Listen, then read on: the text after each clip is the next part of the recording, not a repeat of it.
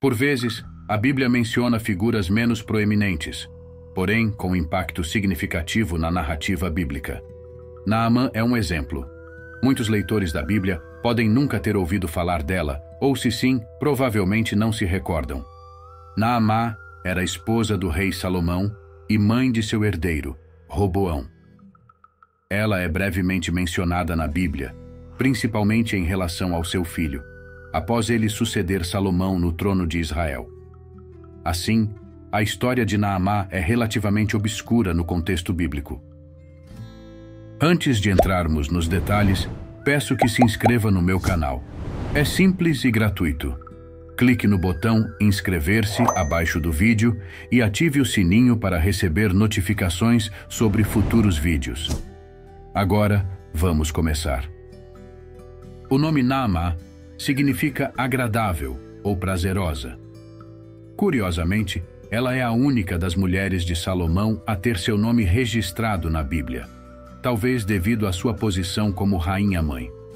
Considerando que Salomão teve centenas de esposas e concubinas, é notável que apenas uma seja mencionada nominalmente na Bíblia. Mas o que tornava Naamã especial? Como era sua vida ao lado de um homem com tantas outras mulheres? Qual foi sua verdadeira contribuição na história bíblica? Neste vídeo, exploraremos o que a Bíblia nos conta sobre Naamã.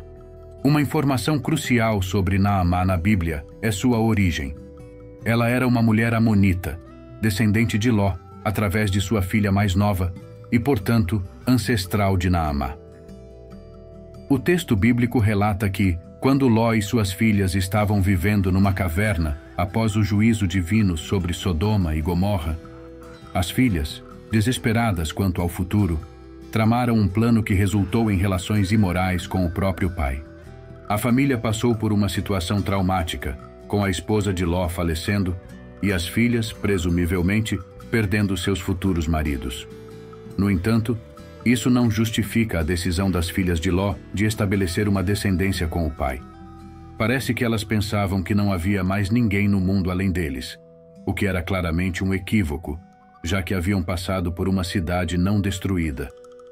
Isso evidencia a incredulidade das filhas de Ló e sua falta de confiança em Deus para prover. Como resultado dessas relações condenáveis, surgiram os antepassados de dois povos que causaram grandes problemas aos filhos de Israel: os Moabitas e os Amonitas. Esses dois povos, irmãos inclusive, se uniram no tempo de Moisés para levar os israelitas a pecarem contra Deus, envolvendo-os em suas práticas imorais. Os Amonitas habitavam o lado oriental do Jordão e, frequentemente, eram adversários dos israelitas. Além disso, eram profundamente idólatras, adorando o terrível deus Milcom, também conhecido como Moloque. O culto a essa divindade envolvia práticas inimaginavelmente imorais e incluía rituais que muitos estudiosos acreditam envolver sacrifício humano, especialmente infantil. Portanto, os amonitas estavam entre os povos com os quais os israelitas não deveriam se misturar. No entanto, Naamã, a esposa de Salomão e mãe de seu príncipe herdeiro, pertencia a esse povo problemático. Por essa razão, muitos estudiosos do Antigo Testamento consideram o casamento de Salomão com Naamã como ilegal. A Bíblia não oferece muitos detalhes sobre a família de Naamã, mas a maioria dos intérpretes presume que ela devia ser uma princesa da casa de Naás.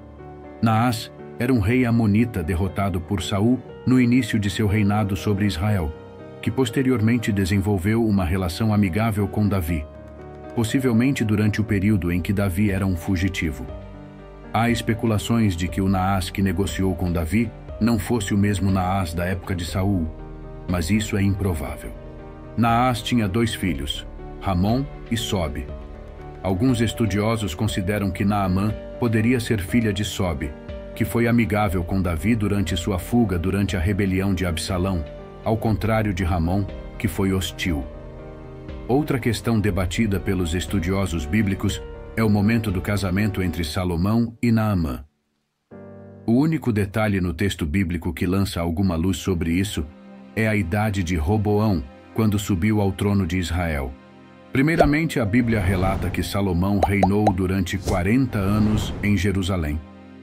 Em seguida, o texto bíblico menciona que Roboão tinha 41 anos quando começou a reinar em lugar de Salomão. Portanto, se não houver um erro de copista de pelo menos um ano nessas datas, temos a informação de que Roboão nasceu antes de Salomão assumir o trono.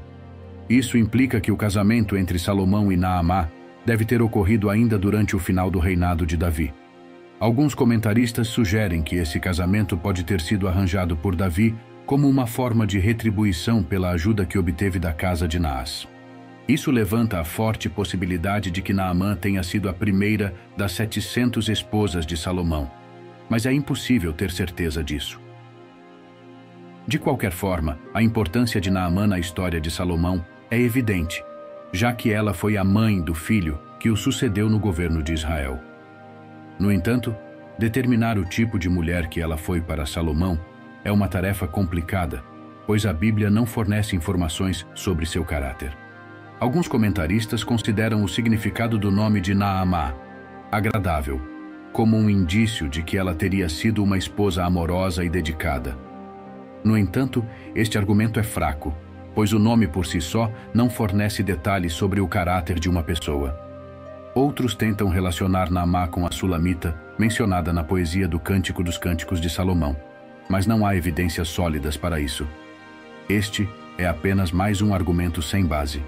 Alguns afirmam que Naamá teria sido uma pessoa justa, citando a literatura rabínica, que sugere que Deus poupou os amonitas para preservar uma mulher virtuosa, que daria continuidade à dinastia de Davi, sendo a mãe do filho de Salomão. No entanto, esse texto é apenas um comentário e não pode ser equiparado à Escritura. Há quem descreva Naamã como uma esposa sábia e muito prudente, uma mãe exemplar para Roboão. No entanto, a verdade é que nem mesmo sabemos se ela sobreviveu ao parto de seu filho. O que a Bíblia realmente diz sobre Naamã é que ela era uma mulher amonita com quem Salomão se casou. Porém, a Bíblia também afirma que as esposas estrangeiras de Salomão, incluindo mulheres amonitas, foram responsáveis por corromper seu coração e afastá-lo do Senhor, levando-o à idolatria. Nesse sentido, o texto bíblico menciona que Salomão chegou a seguir a Moloque e construiu um altar dedicado a ele para agradar suas esposas. Não podemos saber se Naamá estava entre as mulheres amonitas que se beneficiaram dessa idolatria em Israel. No entanto, mais tarde, seu filho Roboão fez o que era mal perante o Senhor e promoveu uma idolatria abominável em Judá. Para alguns, esse comportamento de Roboão pode ser um indicativo de que ele não teve boas referências nem de seu pai Salomão, nem de sua mãe.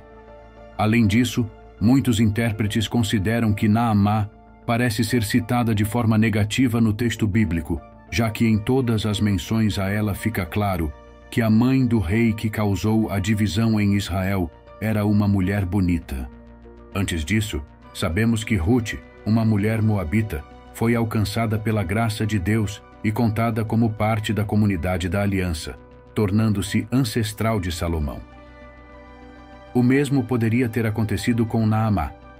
Sim, é claro que Naamá poderia ser uma exceção entre as esposas idólatras de Salomão, mas não há como saber ao certo.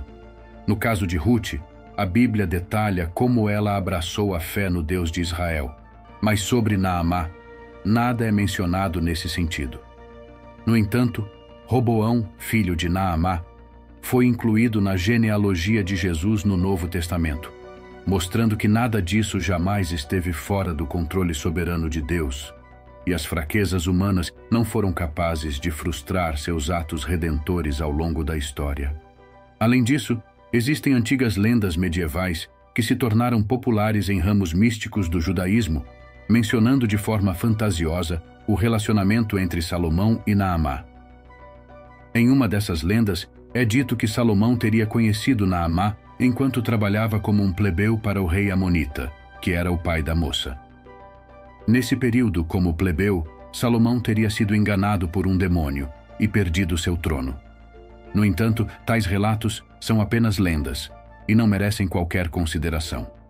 Por mais que tenhamos curiosidade sobre alguns personagens da Bíblia, Como Naamã, muitas vezes precisamos aprender a nos calar diante do silêncio bíblico. Descubra a riqueza espiritual com nossa oferta especial, apresentando a melhor e mais completa Bíblia. Explore a fundo os personagens bíblicos, mergulhando em suas histórias intrigantes. Além disso, conheça as melhores e piores mulheres da Bíblia para uma compreensão abrangente. Os links para adquirir esses tesouros estão no primeiro comentário fixado. Não perca a chance de aprender mais sobre a Palavra de Deus. Muito obrigado por ter assistido ao vídeo.